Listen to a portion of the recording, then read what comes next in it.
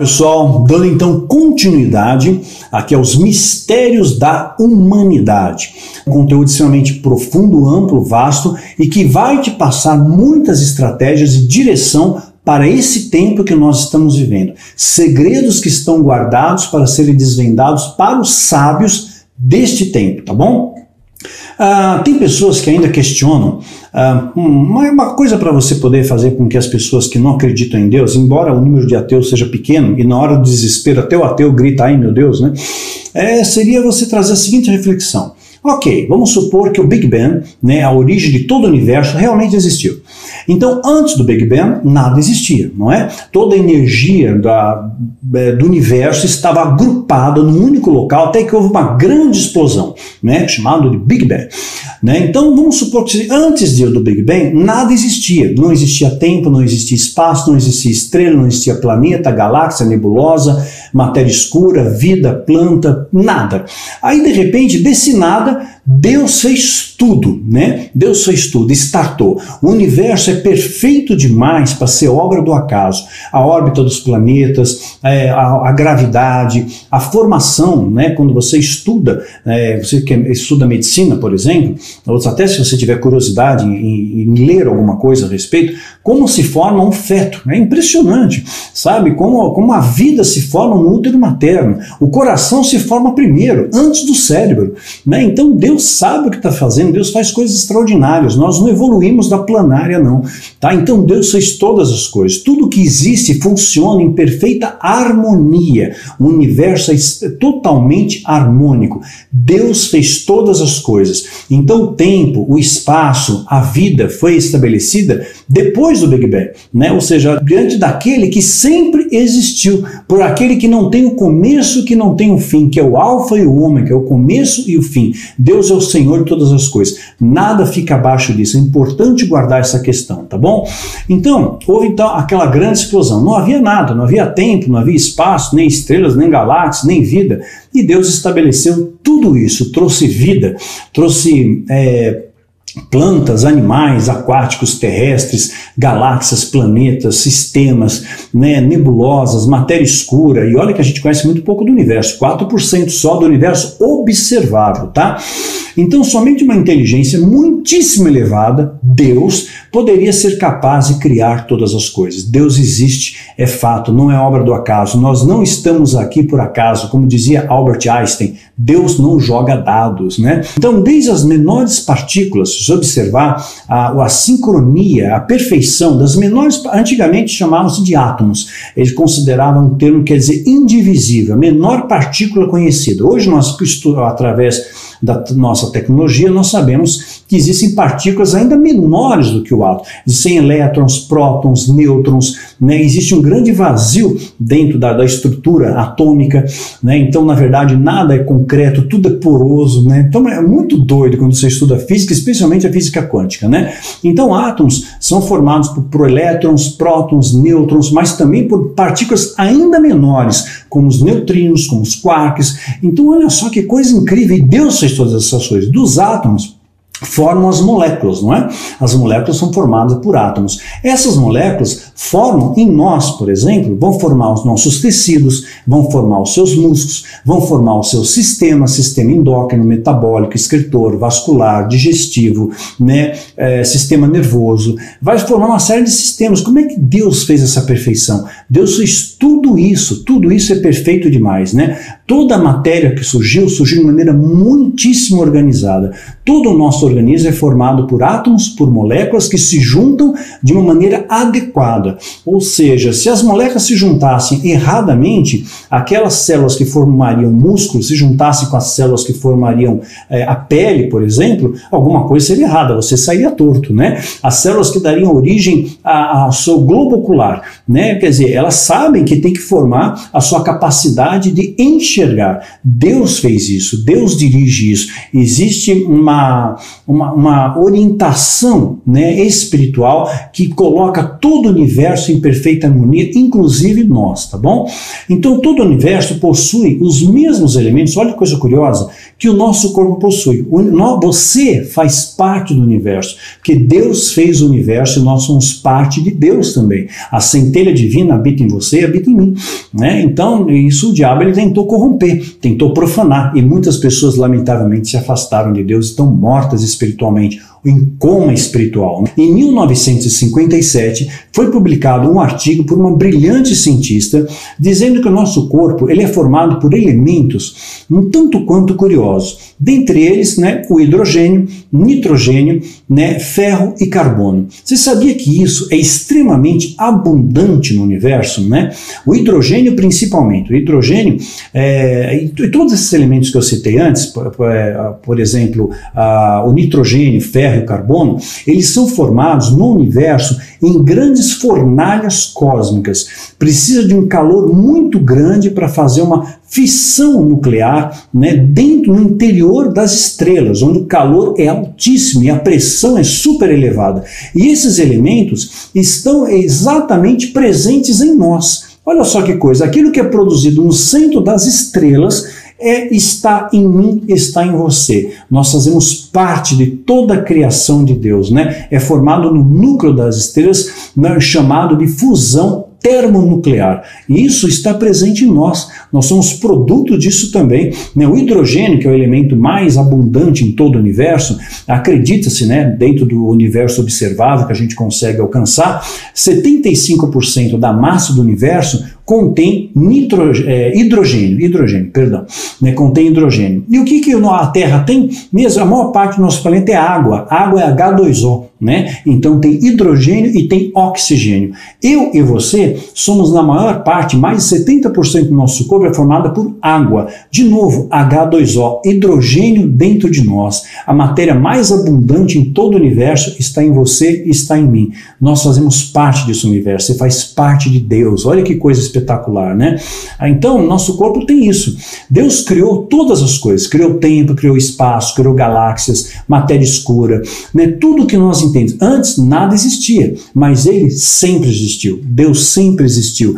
E ele fez coisas extraordinárias, coisas que nós não conhecemos. Nós sabemos muito mais, por exemplo, a respeito de Marte do que a respeito dos nossos oceanos. A gente não conhece nada dos nossos oceanos, de quantas espécies Deus criou. Então, você vai ter ideia de quantas espécies, quantos animais, quantas plantas, quantos insetos, quantos animais aquáticos, quantas aves existem que nós conhecemos. A maior parte nós desconhecemos, tá? Inclusive quando se trata de vida marítima, né? Então tudo está funcionando em perfeita harmonia, como uma grande orquestra de Deus.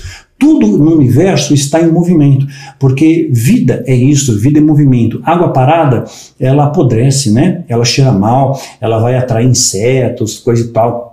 Então, vida é movimento, não pare. É com a fé, digo e repito, é como andar de bicicleta. Se você parar, você cai, não pare. Quantas espécies vocês acham que existem de vida, né, no planeta Terra? Cientistas calculam aproximadamente cerca de 8,7 milhões de espécies de vida na Terra. 8,7 milhões de vidas na Terra, né? Com uma margem de erro, né? É uma estimativa de 1 milhão para mais, 1 milhão para menos. Eu acredito que é 1 milhão para mais ou até mais que 1 milhão, porque tem muita coisa que a gente não conhece.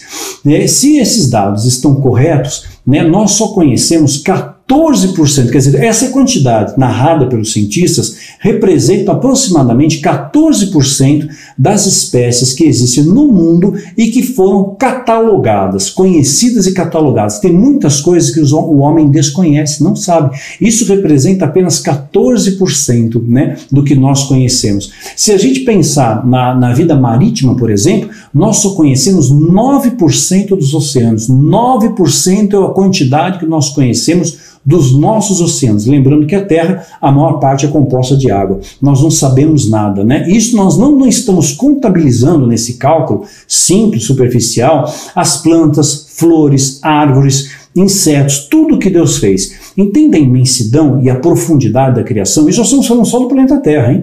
Né? Então você faz parte de tudo isso. Olha como você é especial. Olha como você é grande diante de Deus. Você faz parte da criação de Deus. E os elementos que estão no universo estão em você, estão em mim. Deus fez isso. E assim como o DNA divino está em nós também, o amor está presente em nós. É que esse amor parece que foi cauterizado, né? Criou uma casca em cima dos nossos corações que muitas vezes as pessoas deixaram de amar, deixaram de ter compaixão, não estendem mais a mão, apontam o dedo, ficaram soberbas demais, altivas demais. Você vê na internet um monte de especialistas, você posta uma matéria falada por um cientista, né, por um médico, por um cientista. Aí vem um cara que não tem formação nenhuma, né, e diz, não, eu não concordo com isso, porque a Bíblia diz que... Gente, pelo amor de Deus, né? Vamos ser sábios, né? As pessoas assim falam precipitadamente. Seja pronto para ouvir e tardio no falar. Estratégia para a sua vida, tá? Então Deus faz parte de todas essas coisas e nós fazemos parte do universo também, né? Ele nos fez a imagem e semelhança dele. Fez o homem ser o ser mais inteligente da Terra. Nós somos o ser mais... E a gente usa pouco do nosso cérebro, hein? A gente usa cerca de 10%, segundo, né, os neurocientistas, usamos no máximo 10% do nosso cérebro. Os grandes gênios, como Einstein, usou 10%, a maioria de 5% a 7%. Olha só que coisa, né? Então, Deus nos fez os mais inteligentes. Perdemos a inteligência, evidentemente, por causa do pecado. É a planta ao longe da luz, né? Perde a beleza, perde o perfume, etc e tal. Então, um dos mistérios que eu quero apresentar para vocês aqui, o que é que aconteceu, né? Porque mesmo diante de toda a majestade, de toda a complexidade da criação, nós nos afastamos de Deus. O ser humano se afastou de Deus, mesmo vendo os milagres, mesmo conhecendo a Deus, mesmo o povo na antiguidade, na época de Moisés, vendo os milagres, o mar abrindo, as pragas do Egito, né, parece que não acreditaram em nada daquilo, quiseram apedrejar Moisés, quiseram matar, mas reclamaram, murmuraram. Quer dizer, isso acontecia naquele tempo que eles viam frente a frente o milagre. Imagina nos dias de hoje que as pessoas não veem, né? Mas você pode sentir e você pode ver sim. Deus pode falar com você através de sonhos, através da palavra de Deus, através de profetas, né? Profetas, assim, homens e mulheres segundo o coração de Deus que vão te entregar uma mensagem de Deus. Pode acontecer, né? Mas valide isso, tem que trazer paz no seu coração e conheça a pessoa que está lhe entregando a mensagem, tá? Porque se a vida daquela pessoa for corrompida, alguma coisa está errada. O coração dela não é um receptáculo santo, não é um vaso santo para receber autoridade e discernimento de Deus. Para receber isso, tem que ser um receptáculo santo. Deus só usa coisas santificadas, tá bom? Claro que nós não somos santos absolutos, todo mundo erra, todo mundo peca, mas você tem que se incomodar com o pecado, senão você se acomoda com ele, tá? Então, a essência do amor, ela foi contaminada, né? Então, quando o povo acaba perdendo o seu norte, acaba perdendo a direção, Deus, ao longo da história, sempre levantou os seus guardiões, levantou para apontar a direção, para trazer o povo ao norte de novo, para chamar atenção, para exortar. Foram assim os guardiões que nos antecederam. E nós temos o privilégio de viver nessa geração, a geração dos últimos tempos. E tem um segredo guardado para nós aqui, eu vou colocar isso para vocês. Então, nós precisamos colocar esse navio na rota de novo, porque o povo se perdeu, a essência divina se perdeu, o amor se perdeu, a fé se perdeu, a esperança se perdeu, né? As pessoas não acreditam mais, as pessoas muitas vezes são cruéis, são avarentas, são soberbas. O que houve? O que aconteceu que nos distanciou tanto assim do amor de Deus? Mesmo pessoas que tiveram experiências extraordinárias com Deus, maravilhosas com Deus, se afastaram de Deus, né? Líderes, né? Começaram também, se corromperam, caíram, né? Não se mantiveram em pé. É o desafio, né? Se até Salomão caiu, você acha que se você deixar de vigiar e orar você não cai? Você cai sim, né? Olha aqui o que diz a palavra.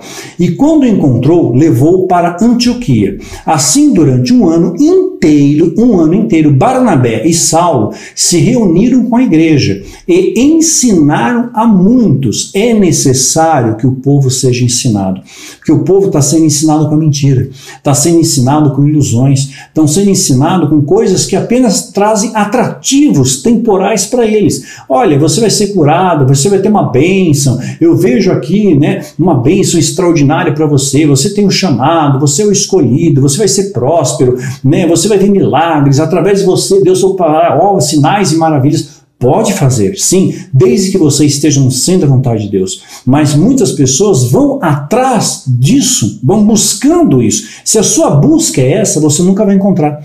Porque não é assim que se busca Deus. Em primeiro lugar, busca o reino e a sua justiça. O resto é consequência. Quando você busca, em primeiro lugar, o poder, a glória, a majestade, a autoridade, o dinheiro, etc. Você não vai ter, você não vai encontrar. Simples assim, o mundo precisa ser ensinado sobre isso, né? E o que nós temos ensinado? Quantas oportunidades você tem de falar de Deus para alguém e a gente se cala? Ou por timidez, ou o que vão pensar de mim? Que se lasque que vão pensar de você, viu? Fala abertamente. Se eu tiver a oportunidade de falar de Deus para alguém, eu falo, seja lá para quem for, do faxineiro ao diretor de empresa, eu falo, se eu tiver a chance, ou se eu não tenho, eu às vezes crio um ensejo para falar de Deus, falar do amor de Deus, falar que Deus se importa com você, né? Tudo que você tem aqui, uma pessoa rica, vai ficar aqui na terra, você vai morrer, vai virar pó que nem eu. A gente vai apodrecer. Você vai deixar para quem essas coisas? Isso aqui é passageiro, é temporário. As pessoas vão lembrar do que de você? Do que você tinha ou do que você era? Qual o valor que você tem para Deus? O valor que você tem para Deus é o que você é, não é o que você tem, porque Deus sonda o nosso coração. E o que nós temos ensinado? Muitas vezes nós não ensinamos a coisa correta porque nós não aprendemos corretamente. Quantos líderes eu conheço que aprenderam tudo errado e ensinam errado? Porque pularam a etapa do estudo, né? Pularam a etapa, porque eles simplesmente ouviram uma informação, tomaram aquela informação que veio de um coração soberbo, altivo, contaminado, diabólico, né, e tomaram aquela mentira como verdade, ensinam aquela mentira como sendo verdade, e tornam-se multiplicadores. Você vê como esse vírus espiritual é altamente contagioso, muito contagioso, né? Então nós aprendemos ensinamentos errados e pior, além de aprender errado, você transmite errado. Então muito cuidado com o que você vai transmitir. Aprenda primeiro, seja pronto para ouvir e tardio no falar. E a melhor maneira de você ensinar alguém é você desfrutar antes uma experiência com Deus. Quando você tem uma experiência com o divino, com o sagrado, nada do que você conheça na teoria é tão importante, tem tanto valor quanto uma experiência real com Deus. Eu louvo a Deus pelas experiências que muitos de vocês têm tido com Deus, especialmente nas nossas lives, tá? Eu vou esperar o Liam nascer, né? Então aí eu volto com live com vocês, tá bom? Não esqueci, tá? Acabou o módulo, mas o Liam tá para nascer, então tem um monte de coisa para preparar aí. Assim que ele nascer, estiver estável, tudo, aí eu volto com live com vocês, ok? Então, ensinamos errado. Aí continua. Em Antioquia, os discípulos foram pela primeira vez chamados de cristãos. Atos 11, 26. Então, aqueles que serviam a Cristo, ou seja, que transportavam os ensinamentos de Jesus, que o ensinamento principal qual que é? Amar a Deus acima de todas as coisas e ao próximo como a ti mesmo. É o amor, amar a Deus, amar ao próximo. Pai, seja feita a tua vontade, assim na terra como no céu. Busque em primeiro lugar o reino e a sua justiça. O resto lhe será acrescentado. Não andeis ansiosos por coisa alguma, né? Faça ceia em minha memória, batize. Né? Então nós deixamos de cumprir, né, a nossa missão. Deixamos de falar do amor e começamos a ter uma vida cruel, egoísta, avarenta. E assim o mundo está. E esse é o grande desafio nosso. Você mostrar para essas pessoas o amor. Como é que nós vamos refletir o amor num mundo que o amor se esfriou? Como é que você vai falar de uma coisa que eles nunca ouviram falar, né? Que eles escutaram tudo errado, que eles aprenderam tudo errado? E eles perseguem o vento, né? Eles procuram, eles têm sede da verdade, eles querem uma conexão com Deus, mas eles querem um atalho. E muitos falsos profetas oferecem exatamente isso para eles, um atalho. E não tem atalhos para a sala do trono. Diga e repito, tá? Então, uma coisa importante, né? Eles formaram cristãos. Cristãos vem de Cristo, né? Jesus Cristo. Cristo não é nome, tá? Para algumas pessoas acham que Cristo é nome. Cristo é um título que significa o ungido, tá? Que Cristo é ungido, vem de Christos, o ungido, tá bom? Então é um título, ok? Então os cristãos, naquela época, eles eram um modelo de referência. As pessoas olhavam para os cristãos e olhavam com admiração. Puxa, eles vivem o que pregam, eles se ajudam, ninguém passava necessidade, eles depositavam, lembra Atos capítulo 4? Eles depositavam os seus bens aos pés dos apóstolos, e os apóstolos faziam o quê? Compravam jardim, fazenda, né? Compravam mansões, não, eles repartiam, cada um segundo a sua necessidade. Havia partilha, eles oravam juntos, eles estavam juntos, né? Eles não apenas falavam do amor, mas eles viviam o amor. E quando eles começaram a ser perseguidos por Nero, começou a perseguição contra os cristãos, Nero, imperador romano que surtou, botou fogo em Roma para construir um palácio e pôs a culpa nos cristãos, mesmo diante da perseguição, eles não negaram a Cristo. Eles iam orando e cantando louvores para as arenas, né? Já contei isso para vocês, estou reforçando, tá bom? Então, eles eram um modelo de perseverança, eles olhavam para o cristão naquela época, não é? Hoje você fala, aquele ali é crente. Crente, já fica meio assim, fica o pé atrás, né? É do reteté, né? Acha que o poder de Deus é rodar, é cair, é pular, é gritar. Não, o poder de Deus é fazer o bem, é estender a mão, não apontar o dedo, é abraçar, é acolher, é ajudar, é socorrer, é amar ao próximo como a ti mesmo. Isso é ser cristão, não é ficar pulando, rodando. Isso não te faz mais poderoso, mais ungido do que ninguém, né? Você vê Davi, homem segundo o coração de Deus, não tem nenhum relato de Davi fazendo essas pirotecnias, né? O que nós temos é Davi feliz dançando diante da arca, dançando, celebrando, né? É o máximo que nós temos ali, né? Você não vê Paulo fazendo uma pirotecnia dessa, né? Rodando, pulando, caindo no poder, não tem isso, né? Então nós vemos que são coisas pontuais. Pode acontecer? Pode, né? Quando o templo foi construído, a casa de Deus foi construída, a glória de Deus encheu aquele local de tal maneira que os sacerdotes não podiam ficar em pé. Então sim, existe, é real, mas muitas vezes é induzido pelos falsos profetas, pelos profissionais da fé, para te dar a ilusão de que eles possuem uma conexão com o divino, que eles têm poder, mas eles estão te induzindo. É a neurolinguística, cuidado com isso, eu já falei sobre isso, tá? Então naquela época os cristãos eram um modelo de lealdade, de honra, de fé, de união e de amor ao próximo. Nós perdemos esses valores, né? Hoje poucas pessoas são leais de verdade. Vamos combinar? Né? Quando você deixa de ser útil, parece que deixa a lealdade de lado. Honra. Quem é que honra a palavra hoje em dia? Olha, eu sempre vou estar do teu lado. Se precisar de mim, conta comigo. Uma vez eu escutei de uma pessoa falar assim para mim: olha, Daniel, se um dia vier uma tempestade na sua vida, aqui na minha casa tem teto. Eu nunca vou esquecer disso, coloquei isso, publiquei até nos meus livros. Eu acho que Guerreiros da Luz, se me falha a memória. Ele era um pastor, era um líder, tal, era bastante conhecido, não no Brasil inteiro, mas na cidade dele era bastante conhecido, né? E ele prometeu aquilo. E eu passei uma dificuldade, realmente, né? Passei um momento de perseguição, ameaçaram me matar, mataram meus animais, aquela coisa toda, mataram uma pessoa ligada à Irmandade, isso eu já contei para vocês, e de repente eu pedi socorro para essa pessoa. Eu falei: lembra que você prometeu que aqui tem teto, eu posso ficar na sua casa por um tempo, né? Eles estão me ameaçando, né? Não, deu de ombros, nem me respondeu a ligação, nem me respondeu, não atendeu mais o telefone, né? Então, quer dizer, palavras, apenas palavras não mudam nada. Palavras com sentimento, palavras genuínas, em amor, transformam vidas, mas apenas palavras lançadas ao vento não transformam nada, né? Olha só, o que diz a palavra de Deus: vede que ninguém dê a outrem mal por mal, mas segui sempre o bem. Esse é o nosso preceito. Siga o bem e não siga o mal. Imite o bem, não imite o mal. Tanto uns para com os outros, como para todos. Ou seja, procura fazer o bem para as pessoas, né?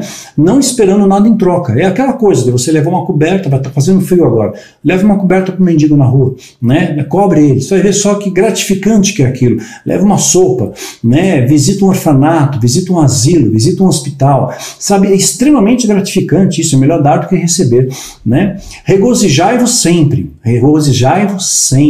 orai sem cessar, mandamento de Deus. orai sem cessar. Parou de pedalar, você cai, tá?